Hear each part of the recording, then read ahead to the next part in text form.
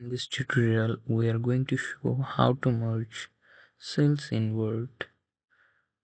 First of all, go to Insert menu, then select Table. Insert how many row and column you want. Then select some cells.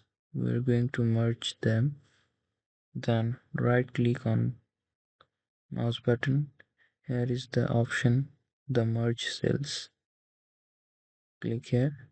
Now you can show that this all boxes are merges.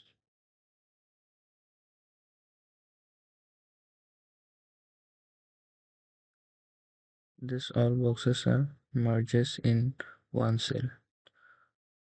Hope you guys enjoyed this video. Please subscribe the channel.